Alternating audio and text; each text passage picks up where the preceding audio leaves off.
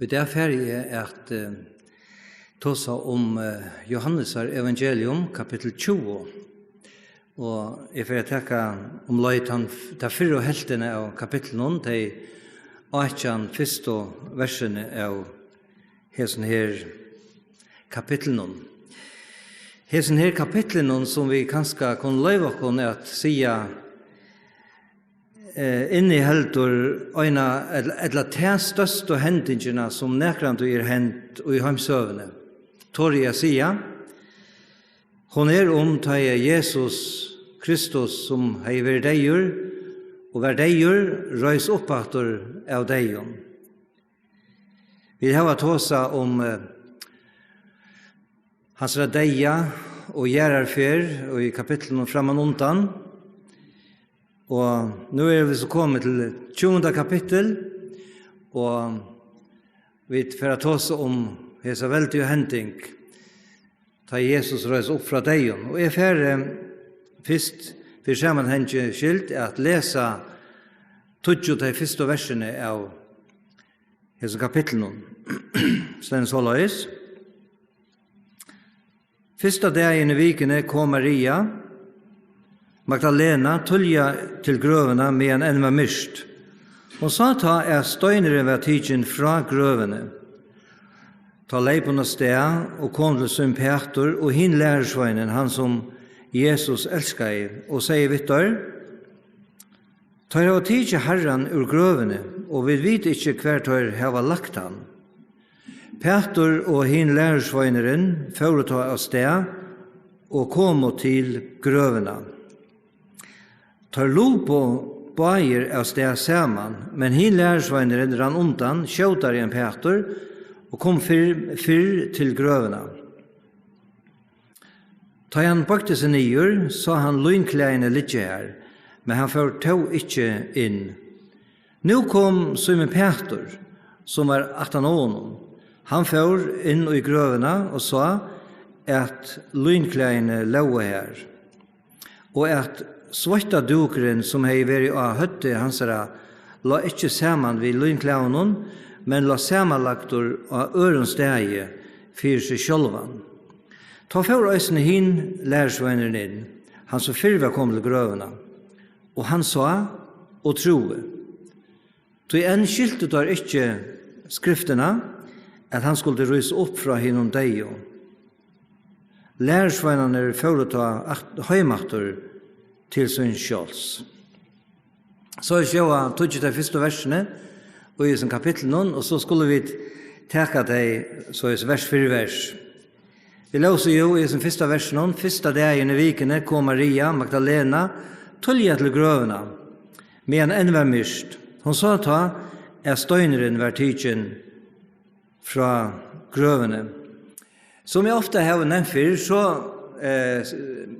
det 4 evangelier, 4 evangelister, og tar sia fra søvnen om Jesu liv og deia og opprøysen av 4 imiskar hatter, og taket det fra imiskon sjønar hodnon. Vi danser etter tog at Johannes, evangelister her, han nevner best øyna kvinna, og det Maria Magdalena. Matteus evangelister, han nevner 2, og Markus, han nevner 3, og Lukas, han nevner også 3, men ikke just akkurat det samme som Markus. Og Lukas, han legger også ned at han sier, han nevner noen kvinner, 3, og så sier han også, og hinar kvinnerna vidtøymon. Så det var flere kvinner som fører ut til grøvene, hentan her Sonomarkon, og vi sier til at alle 4 evangelistene, tar nevna i kosser øyna kvinner, alle 4, og det nemlig Maria Magdalena. Alle 4 evangelistene skriver sjålande om hese her store henting, men som sagt, av imiskan hatt. Til dømes kunne vi lukka nevna skriva om när kvinnorna kom ut, vi lukka hitje på det her kanskje, när de kom ut til grøvene. Matteus, han sier ta i luste kom der. Markus sier ekvelja tulje om morgenen, ta i solen kom undan. Lukas, han sier tulja og i lysingene. Og Johannes han sier at det var tulja men enn vær mist. Og så kan det ta anker andre ting fra Hesen 4, evangelisten. Og Matteus, han sier okkur at en stor hjerskjolte var ta Jesus reis oppator, som han sier, tog angel herrans kom nyer og velte bort støynen.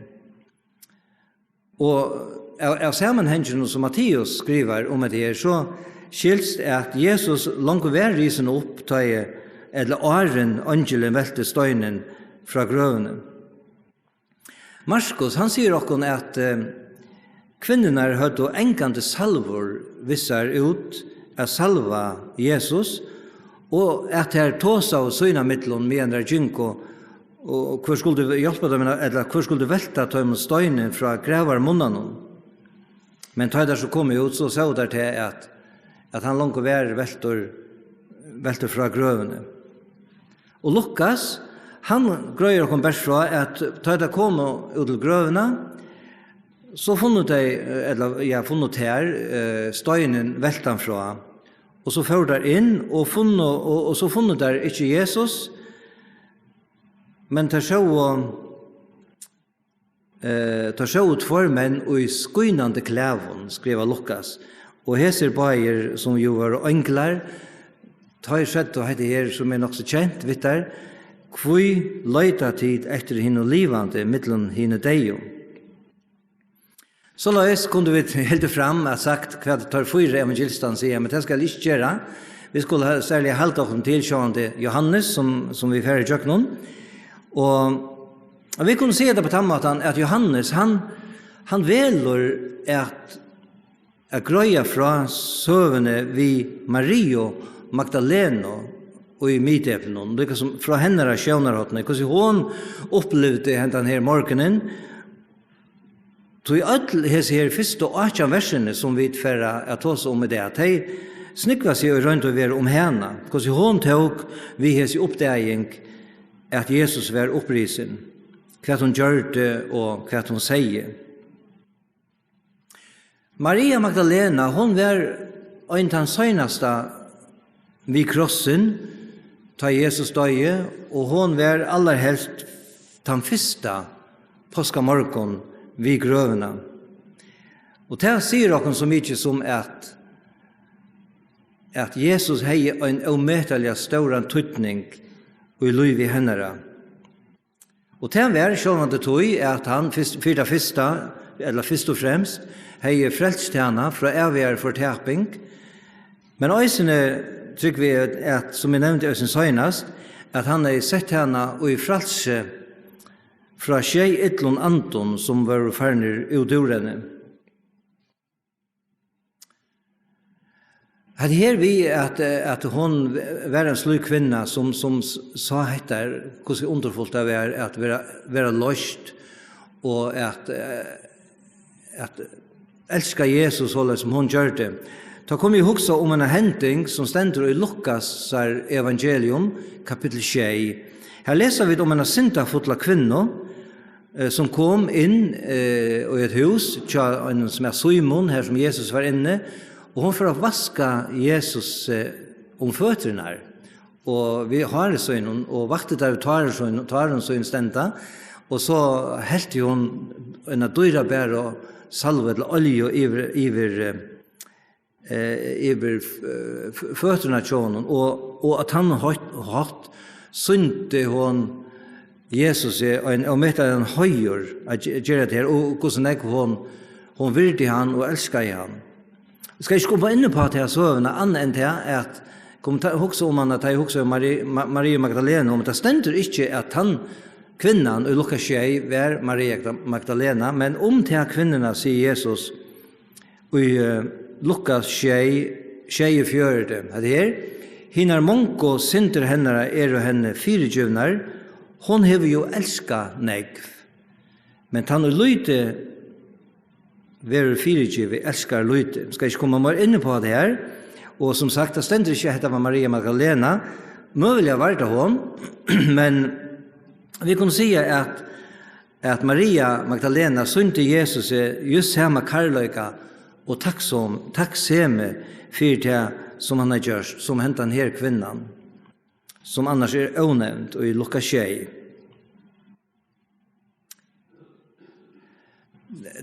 Det kan så inte ut till att det ser ut som att här vi inte kunde se det, vi visste att Maria Magdalena för ensamhet som den allra första den här morgonen ut till grövna. Som så ösen kan visa oss henne kärleka, viring och ösen långsel efter frälsaren som har gjort så mycket fri henne. Till nyårsdövna kunde vi komma till, ta vi vet att Johannes den enaste som säger här men det ännu mist, säger han. Hinner evangelisten som visste jag, tar sig ta i luste, ta i solen kom undan, eller tulja och i lysingene. Och som verset säger, långt ta vär stöneren tidsen fra grövene. Men ta i hon så upp det hettar, att stöneren var bostor. Ta läsa vid, att hon gör det inte mer ute, men, som det sender i hesen versen, vers 2, ta lej på nästa och konsum Peter och hin lärsvännen, han som Jesus älskar. Och säger vi då, tar av tid till Herren ur grövene, och vi vet inte hva det har lagt han. Ingen av som fyra evangelisten säger allt som hände, annars är det säkert öliga omfattande, det hände ju nekv. Och skriften ofta öliga stort åra, säger inte mer än det som kan man säga, omkring hårt nejult, og teker ikke kvann smalot vi av ödlen tog som hände. Men jeg halde vi kunne se at vi tåra agita at hon kanska var fyrst vid grövna, vi til at det sender det mer enn var myrst. Og som det stendur, så lei på næste, og møvlig hever hon kunne vi øyne øymynda, hun har møtt hinnom kvinnen som vi leser om i hinnom evangelien som var av vei ut, og hun kanskje fortalte om det stender heller ikke, og Johannes sier heller ikke om det. Men hon får, som det stender i hesen versen, hon får til huset her som Simon Peter, og hin lærersvøyneren, han som Jesus elsker, var. Og hesen her, eller hesen lærersvaren som Jesus elskar, som Johannes ikke nevner, ikke at Iva stod til at samt om at det Johannes sjølver som ikke nevner seg vid navnet. Til å si at Simon Peter og Johannes så ikke ut til å være i samme huset av øyne til ære i årsøk, så vi heller ikke vite. Han får gosser til tar på her, det kunne ha vært i hver sin huset, men umyndig meg at det har vært i samme huset, og at det var skjermen, og vi kunne kanskje spørre spørningen, hva leipene steg til torra just Maria Magdalena? Og vi kunne kanskje hukse om det, og hette det kanskje bare nekve sånne huksinger som vi ikke prøver å gjøre nekborser ur, men vi kunne hukse til at Maria, mamma Jesus, øysene var i tog husen. Vi vet jo fra kapitlet fra man undan, ta var vid krossen som jag har senast att Jesus säger vi Johannes tack där av mamma mine och säger ösne vi mamma söna Maria att hixoner tog som hon säger och så stände att från det tog Johannes henne vissar hem till hus. Och vi kunde spyrja månte Maria Magdalena vita om det stora sorg som måste vara tja som falkon och i sin husen.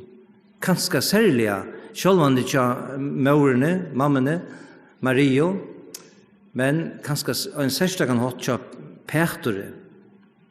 Som har svukt Jesus och en särskild kan ha. Han har svukt så digeliga vi att avnokta Jesus och sia og banna på at han ikke kjente andre mannen, ta i Jesus hei mest bruk for noen, og så 18 som det også stender at han flytte, og alle lærersvennerne flytte og stender da. Hvor måtte der være sammen? Hvor bo der sammen kanskje, eller hvor var der sammen? Ikke så bo sammen. Var det kanskje av disse som grunnene? Johannes og Peter var det eneste som nevnt der, som var inne i borgene her som Pilatus var, da Jesus ble dømt, og han aller helst oppleve etter, altså Johannes, da Peter stod her og lei, og sier til at han ikke kjente Jesus. Og så kanskje Hosea, som Lukas tåser om at han får ut og græt. Vi vet det ikke, men det egentlig sannolikt at det var så. Han avnoktan, og kanskje Johannes øysene visste etter, og øysene ville hjelpe honom og i Jesu trangstov. Men Maria Magdalena, hon har helt i dette vært omøtelig områdende det hun har sagt, og selv om det var det til, og tog stendet av øysene at hun leipa sted. Så stender det vers 3 og 4 her, at Peter og hin lærersvøynene fører til sted, og kommer til grøvene. Tar lop og bærer av sted sammen, men hin lærersvøynene rann undan, skjøter en Peter, og kom før til grøvene.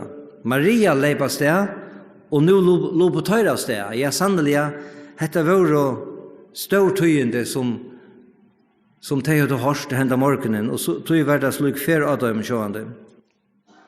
Vi vet ikke hvor frastående, hvor lengt det skulle renne, men vi kunne kanskje spørre oss om hver er måned og hoksene nærvere, tja som var månen, som lærersvøynen, hentet han tøyene, tøyder, for rennende av sted ut til grøvene henda morgenen. Hokse særlig om Peter, som vi langt har nevnt. Han hever 8 Iva vært i en rævligere nei.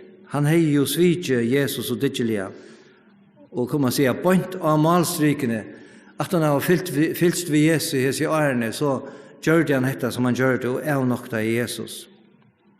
Han som hei haft så nekvar gauar løter saman vinen, og så tog han og sveik han. Lukas sier på hendam at han hevde her, at Herren her tar han hei avnoktan, og henen gaul, stender det her, at Herren vendte seg og hukte jo på Peter, og Peter kom år herrens i ho, hvordan han hei sagt vi han, og henen gjeler i det, skal du trutja fyrir avnokta med. Og så stender, sier Lukas, og han får ut og græt borskliga. Og kunne vi ikke umynda oss etter at Peter har vært i øynere rævligere nei, vi er en oppgjørtere synd, og han har enkra hese deaner, ønsker at Iva stod, siden Jesus stod. Kanskje har han kjenta av samme hatt som David, konkur, 1000 år fram han undan, kjente det, ta i han hei synda så rævligt umøter gode som ikke skal komme inn på, men han det, og i tog sambandet, hese vers som stand i Salme 32, at så langt som takte, tar du spøyn mine bostor, og jeg gav meg løye lengan dagen, tog det og natt la hånd tog en tung av mer, og livsmåttor min svann bort som og i sommar torskje. Kanskje var han følt av så løys, han kvart vidt ut eller inn, og nå høyrer han etter. Han høyrer disse tøyentene om Jesus. Der hadde ikke skiltet, det kommer så vel fram i evangelien, der hadde ikke ordentlig skiltet her, at Jesus skulle røyse opp fra dem deg, det så ikke vidt. Men måtte ikke en vånar norske kvøytjast, og i brøstet hans hese løtene som han får rennende ut til grøvene.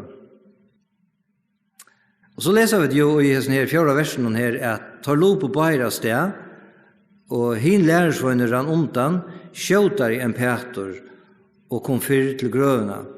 Og gitt verer, sagt verer at Johannes helst var tan yngre av tøymebavun, og kanskje orska i betur, kanskje han hei betre konti, som han pleier å si. Etla, og vi kunne spyrja, var det kanskje tog at Peter stekka I av og for at ivast og vær at missa møte manda vera nokkur fyrirkjøving fyrir meg.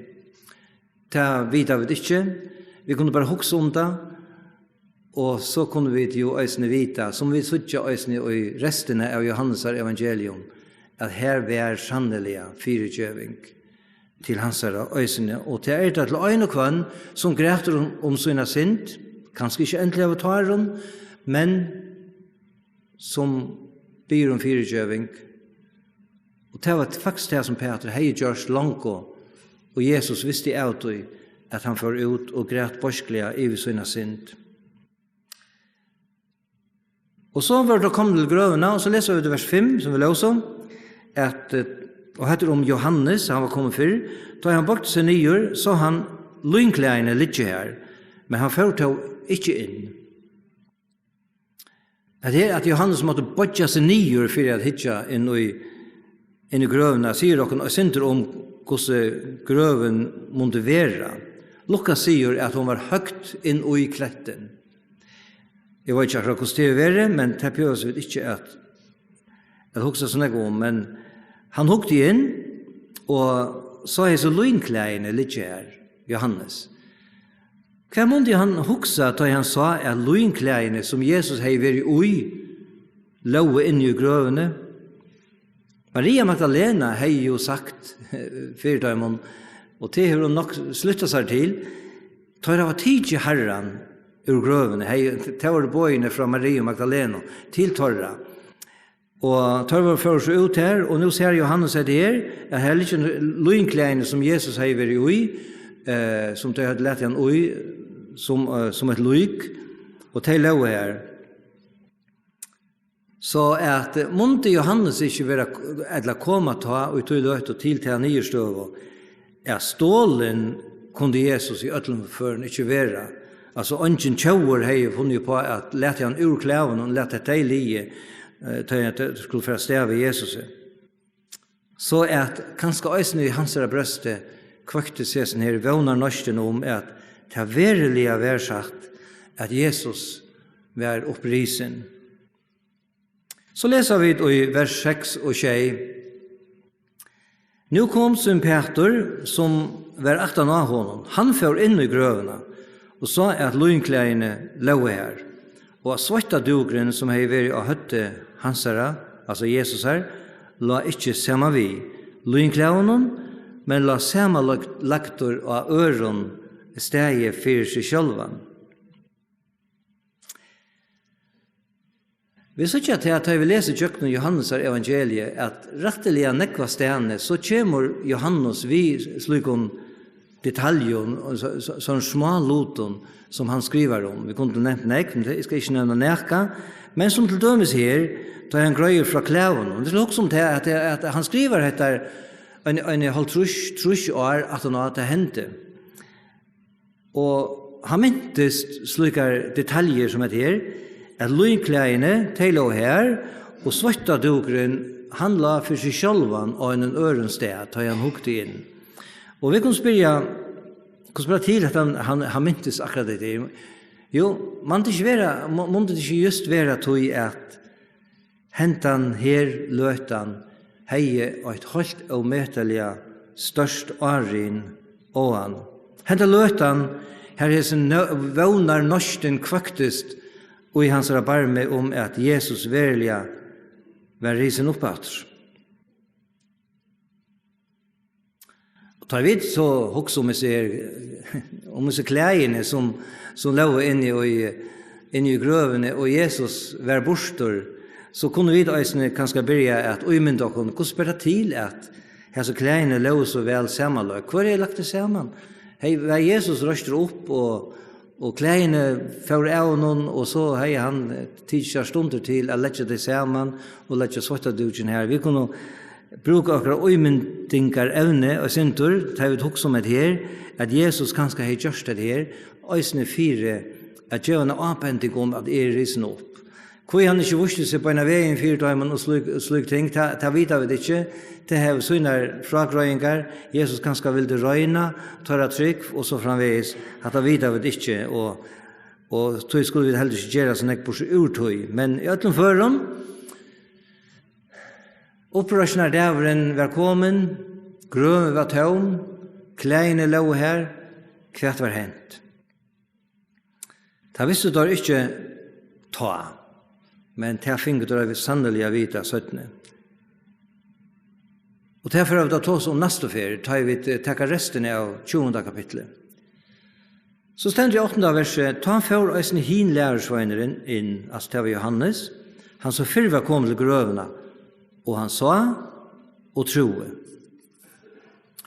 Han sa og troe. Jeg tykker at det stender det her, at han sa og troe, så mest det helst at han tror, eller at han sa, hvordan våre var inne i grøvene, så tror han, så fikk han en visse i sitt hjerte, at Jesus virkelig var risen opp. Så start var han den første av øtlån etterfylgjørende Jesus her, som tror og opprørsen, hans herre. Skal du ikke nevne noe, kanskje Sintur avhåverst, at jeg tror ikke ferer i point her i vers 5 og vers 6 og vers 8 stender det lyd i år som øyter sa. Det stender i 5. verset her, da han bakte seg nyer, sa han lynklægene, litt her, men han førte henne ikke inn, at det var om Johannes. Så stender det i vers 6, nå kom Simon Peter, som var 18 år, honom. Han får inn i grøvene og sa at lynklægene lå her.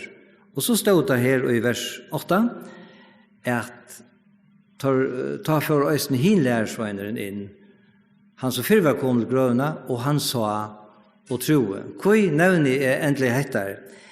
Jo, jeg har lyst meg til, uten å kjenne til grikst som var fromale, eller som Nye testamentet var skrivet av, at av fromalen det som av førskolen tøyt til sa, og i øtlen trymen før noen, tru imisk år av fromalen. Og i vers 5 stendur, ta i han bakte seg nyer, sa, som av griskon øyder ble på, så merker at han bare uen ekna brakte sa det her, og annars ikke hoksa så kanskje så ølen ek unta. Og så i vers 6, her stod nå kom så en Peter som var 18 år, han får inn i grøvene og sa at lynklægene lå her. Her stender av fromalen her året teorio, som hever, eller som året teori hever sånn opprona om. Og det merker at han ikke best så hissene sa det her, men han ekkeløyte det. Han leide til merkes, og han rønte å finne svær på det han sa. Vi kunne kanskje si at han gjør det seg en teori om hendingene. Det ligger i hessen årene, og så leser vi i vers 8 at ta for oss hin lærersveineren inn, han som før var kommet til grøvene, og han sa ei deo av fromalen og troe. Hva vil det så si? Jo, jeg skiljer at det merker at han færte i og en nødjanhått, at han skilte og enda at han fikk visso om næka. Det ligger i årene ei deo av fromalen. Ta det så stendur at han sa og troe, så kan det ikke merke at Johannes for fyrst og fyr gjørtes en sannor tryggvante. Det merker, jeg hadde nevnt Johanne, jeg var lest, at da han sa grøvene innanifra, sa klæene som lå her, og at Jesus ikke var her, da fikk han en fotla visse om at Kristus var risen fra deion. Han fikk en ideo, kunne vi si. Han sa vi visse om at såløs var det. Men så stendte det tau, og i vers 9. Tog enn skilt og tar ikke skriftene, at han skulle rysa opp fra hinnom deio. Hertil høtte og heser her på eier lærersveinene, og hinner lærersveinene, ikke til fullnar skilt, hva skriften måtte vi ta i hånd lærte, at Kristus skulle rysa opp etter, etter at det har vært deier for synder okkara. Og ta Johannes sier skriften, og jeg som fører, eller skriftene, så mener han, sjålande vi gamla testamentet, det nye testamentet var ikke skriva, ta. Og så kvært og i gamla testamentet, han sier bare til, kanskje ikke okkur grøyt, men og i hese her biblene, som jeg leser jo i, her stender en fotnota til dette verset som viser til Salm 16, 20. Her ta stender, «Tu skal ikke gjøre deierøygen salmina, tu skal ikke lete hin høylige tøyen, suttja råt.» Og begge Peter apostol og Paulus apostol og votta hettar, vi just at endur gjøre hetta verset i Salme 16, ta i tøyr tåsa, eller tala om opprøysen, Kristus her. Peter gjør det i Apostelsund 2, kapitel 2, vers 22, det var den første talan han helt, av kvitt som det ta heila i ante var kommunier, ta endur gav han just dette verset, og i samband vi at han grøtte fra om opprøysen Jesus her, og nevnte dette, altså, «Tu skal ikke lete salmen etter og deirøysen, og i heldur lete inn høylige tøyen, suttja råt.»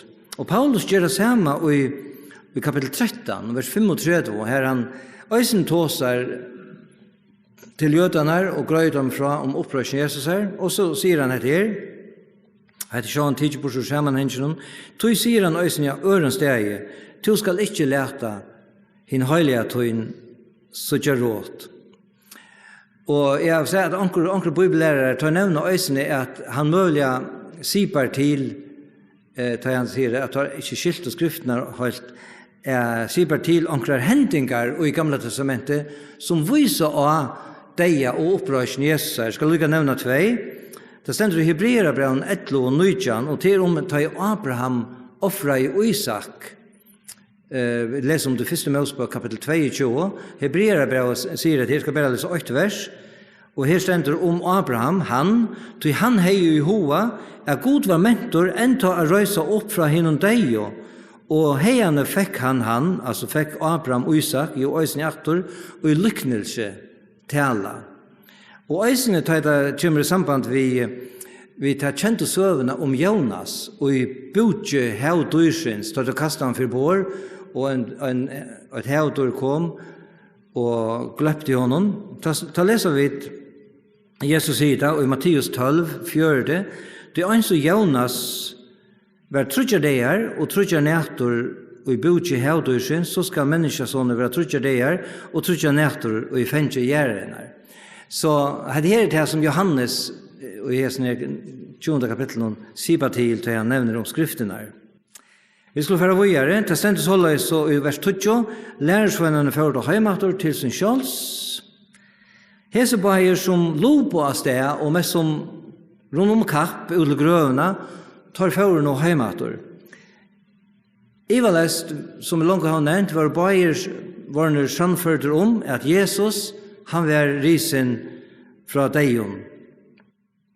Kanska djingodar og mynt og hver annan avhetta nu, hva Jesus mer enn øynafer hei sagt dem om hettar, at han skulle dodja, skulle være gjerravur, og 3 dagen skulle han rysa fra deion.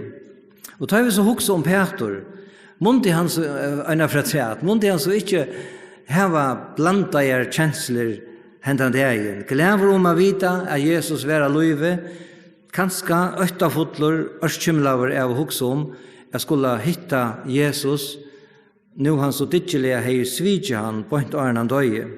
Vi vet det ikke, men vi kunne hukse at så løs var det vi Peter hentan dagen. Så skal jeg lese resten av det som skal ta oss om i det. Og det fra vers 11 til 18. Sten såleis, men Maria stod utanfor vid grøvene og græt. Som hun græt, bøkte hun seg nyer og hukte inn i grøvene. Hun sa til tvær enkler og kviden klævån, sida annan vid høttaleie og annan vid fødaleie, her som likam Jesus heilige. Ta skjøtt og viana, kvinna, kvig græter to, og sværa i tøymon, tog tar av tidje herramoin, og jeg vet ikke hver tar av lagt han. Ta han hette sagt, vendte hun seg og sa Jesus stande her, men hun visste ikke at det var Jesus. Jesus sier vi henne, kvinna, hvor græter du? Hva løyder du etter? Hun helt av være orstakarsmannen, sier vi henne, Herre, hev du bort han bort, så sier meg hver du har lagt han, så skal jeg teka han. Jesus sier vi henne, Maria, ta vent i hon seg, og sier vi henne, og hebraiskon, Rabboni, til mostare. Jesus sier vi henne, nem ikke vimme, ikke en ferien opp til ferien min, når jeg ferien til brøver min her, og sier vittar, at jeg ferien opp til ferien min, og ferien tikkara, til god min og god tikkara. Maria Magdalena får og sier lærersvennen, jeg har sett Herren, og at han har sagt dette vi henne. Vers 11. Men Maria, hun stod utenfor vid grøvene og græt. Som hun græt, bøkte hun seg nyer og hukte inn i grøvene. Maria Magdalena, som vi løser, hun var ferdig etter Petre og Johannes, 12 år fra en høymatter, men nå var hun kommet ut til grøvene, og som det ser ut, så var hun her ensamhet, etter vi har seg her åpne grøvene, i øtlen føren vi ønsker andre nevnter. Hun stod her, og hun græt. Helst ensamhet. Hva sier hese her på sannleggene om henne okkom? Jeg halte henne stora og sérstakka karløyga og langsel etter Jesus vurste hun henne dagen. Hun har finnet nekk fyrir djive, og hun elskar nekk. Og sammenhengeren som vi løser her, viser okkom at hun græt av sorg. Hun hugsa framvis ikke at Jesus var opprisen, men at han var stålen. Sannolikt at hun hei fra Petre og Johannes finner videre hvordan våre var inne i grøvene, og hei kanskje finner en fragrøying fra tøymen om hvor støva han var. Men vi leser at hun bøkte seg nyer og hukte, kanskje for selv, jeg visste seg om det verilige værsåløyes, eller kanskje at lika med vær at røya til komme, til å vite vi ikke. Men da hun så hukte inn, så ble hun lønt, om det som man sier, at hun sa tvær enkler og i kvitt om klæven sida, annan vi høttalei og annan vi fødalei, her som lika med Jesus hei lie. Ja, som jeg nevnte, at hun i øtlenføren ble lønt, fyrir sin karløyga og sitt trofeste, og så tvær anglar, hesar her underfotlo tænande andar, som vi leser så nekv om, som i himle og som i middelen okkara. Vi leser øyla nekv om anglar, til å få slett tøy til å ta som kvaldsjående, men vi leser øyla nekv om anglar i skriften i Bæg gamle og Nytja testamentet. Vi skal lykka nevna troistø og i Løyve Jesus her som vi leser om så anglarna. Og ta kjentast nok at her ta ifra boan kom om at en frelser skulle være føtter, englarna som kom ut av Betlehems marsk til hiranar og grøttet dem fra at nå skulle frelseren være føtter til at øyna, og et annet vær, ta Jesus ble frøstavur av djevlunnen ut i øyemørskene, ta lesa vid at han ta kom en angel og styrste han. Og ta samme hendte i Getsemane, ta Jesus vær ut i Getsemane og svette hans ble som blåstråpar, og han ber til god, ta stendur øyne at en angel kom og styrste han. Og vi kan kanskje kunne spyrja, høtte og Peter og Johannes, ikke sier seg anglanar, og hvor var det, til å lese og gosser ikke noe om, var det kanskje akkurat kommet til Maria hukte inn i grøvene, det stendte ikke om, men vi kunne kanskje øymynda kunne til at Maria og i heseløtene hei bruk for a suttja tvær anglar. Og det fikk hun løyve til. Og det er spørt til at hun sa der, tar tala av oss viena, og søtt og hadde her, omsorgene er fotla, tar søtt og viena, kvinna, hvor græter to. Og så sverre hun heter, tog tar heva, tidje herramoin, og jeg vet ikke hver tar av laktan. Hun er framvis ikke finnes fætane av at han var risen opp. Og hun sier just det samme vi anglarna som vi Peter og Johannes. Hetta sier noe som vi tar, at tar hava tidje herramoin. Og det sier hun ikke vi tar. Hun sier vi tar, hvis vi lette mest til det, tar hava tidje herran ur grøvene. Men vi anglarna sier hun, brøyder hun til sin tur, og sier at tar hava tidje herramoin. Jeg heldig det vekkort. Hun brøyde sin tur, jeg vet ikke hvor, men hun kommer ved en vittnesbord til disse par englarna og sier at han er herremoen. Hun vittnar at han er herre hennara. Men, tar finnes tog av sværene, tog vi lesa i vers 14, ta i hon hette hei sagt, vendte hon seg av, og sa Jesus stande her, men hun visste ikke at det var Jesus. Hvor hon vendte seg, det stendte ikke at det var knapplige, men det tykker det var, knapplige vendte seg, det var ikke å vite.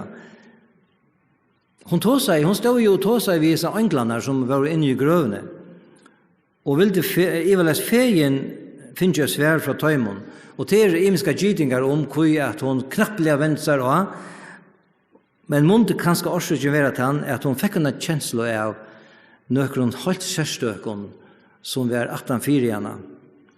Hørte hun kanskje fødalfetene fra honom som nå stod 18-4-ene. Eller kanskje sa hun skuggan av en person 18-4-ene. Det var jo tullig om morgenen, og mulig at Estorsjålen har lyst så løs at en skugge kom, som hun sa. Eller var det kanskje til, og heter alt gytingar, at hun i egenen og øynglenen sa at det var noe som hendte i 18-4-ene. Det vet vi ikke, og det prøver vi ikke at huske snakke om, men i øtlom føren, Jesus var kommet. Og det stender i hessen her, versen her, at hun visste ikke at det var Jesus. Hun visste ikke at det var Jesus. Og vi får heller ikke vite hvor hun ikke kjente han. Og det er imiske gytingar om det, men sannolikt det, tror vi at Jesus hei finnet en ære utkjønt etter at han var deier og nå var opprisen. Til å lese av det i ærestene i evangeliet. Vi leser om at han var av fjallen sammen med trimulærsvønnen, og Moses og Elias kom fram, åpenberingen av sine fjallet, at han fikk en ære utkjønt 4 tøymen. God, Jesus kunne jo alt, men nå var han deier opprisen, og kanskje var det til han. Og så venter Jesus her til Maria. Jesus sier ved henne, kvinna, hvor græter du? Hvor en løyder du etter? Hon helt av være årstakarsmannen og sier vi han, Herre, hev du bor han bort, så sier meg hver du har lagt han, så skal du teke han.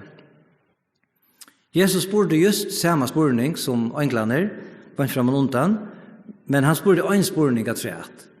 Hver hun løyder du etter? Han visste vel hver hun løyder etter, men han ville nok få et svær fra henne. Og kanskje vi i det kunne stekke av vi hendet spurningen og spyrja hver annan, eller jeg kan spyrja til som høyrer, hver hun løyder du etter. Det en løydende sal i det som høyrer og luster? Og tog kan du si, som det ofte har sagt, at en løydende syndare og en løydende frelsare tar finna alt og hver annan.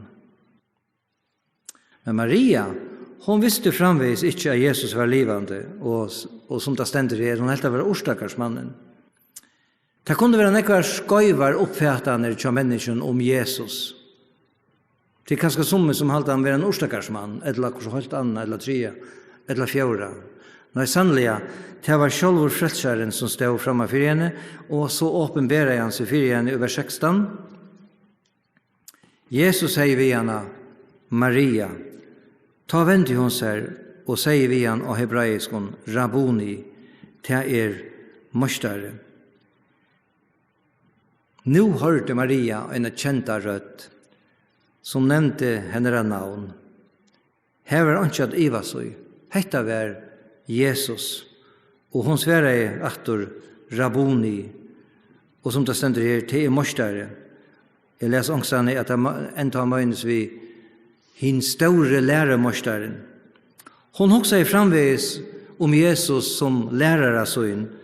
Hon har jo fylst vi honom i langre tøy, og lært nek fra honom, og hei ikke skilt til fullnar at han nu var mer enn lærare i hennara. Han var herre og frelsare i hennara. Så leser vi vers 16 at Jesus sier vi henne, nem ikke vimme, ikke enn færen opp til fæger mun, når fæger til brøver munnar, og sier vittar at fæger opp til fæger mun og fæger tikkara, til god mun og god tikkara. Årsøkene til at Jesus sier vi henne, nem ikke vimme, det vet av gåen grunden ikke. Vi skiljer sjølvande ikke alt, men vi tar løyve at hoksa. Og sjølver har vi til hoksa, at jeg må hava okkurs vi støvene som Maria just tavar ui agera. Jesus kjente henne til fullnar, og visste hvordan han og i hese løten skulle fære vi henne. Til at point etter det her, leser vi i Matteus, at Jesus gav noen øren kvinnen løyve at teka føtter hans. Vi leser det i Matteus 28, her sender. Men takk og Jesus i møte da man sier, høyler, ta kommet her og tok føtter hans, og tilbød han. Så jeg husker at Jesus sier vi Maria, nem ikke vimme, og så gjerne tenkte det sammen vi utsaknene, ikke en færen opp til fægermøyen. Så husker jeg at han har hentet hatt, vil du vise henne, at nå er en nødgjør det av. Nå er noe nytt hent. Han er fullførst til verset som han har lært til, og eisen i henne, og så vil han vise at nå er en nødt til byrja, akkurat så var det. Vi prøver ikke å gjøre det snakke om det, men det var en nødgjør det av, det kunne vi bli samt om. Og så nevner han etter himmelen, at han også skulle føre sted opp til fægersøyen. Og så sier Jesus, vi henne og i hessen versen, og byr henne færre til brøvermøyner, og sier vittar, at færre opp til fægermøyn og fægertikkere, til godmøyn og godtikkere. Heter ometalige lærerøkt og underfullt. Først, færre til brøvermøyner. Og her mener han lærersveinene som han har fyllt vi, og kanskje ånder som var kommet til trygg. Særlig kanskje lærersveinene som bant frem og undan, alle samler høtte svitjan og var flyttet av sted. Han ville vise av bæge at han var deier og opprisen fire tøyer, og øysene at han langt og fire givet høymon. Alle tar av veikløyker og alle tar av født. Og så igjen heter Sivittar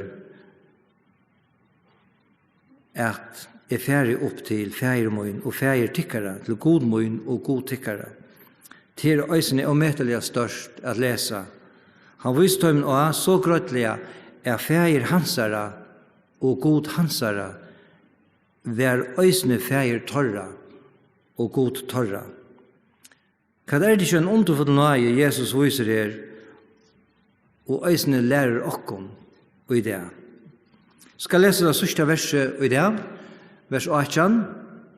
Maria Magdalena får og sier, lærersveinen, jeg har sett Herren, og at han har sagt hetta vi henne, altså det som stender i vers 18. Så får Maria sted, og henne er vittnesbord, han var stotter, men Han var omettelig av nekv sigande. Jeg har se Herren. Jeg har se Herren. Og så eisen i hettar, som stod i vers 16. Si, Vittor, at jeg færger opp til færgermøyen og færgertikkere, til godmøyen og god tikkere. Så kan spurningen her til Seinas være til tøyen, som har lusta og se, kan du si det samme som Maria kunne si henda dagen.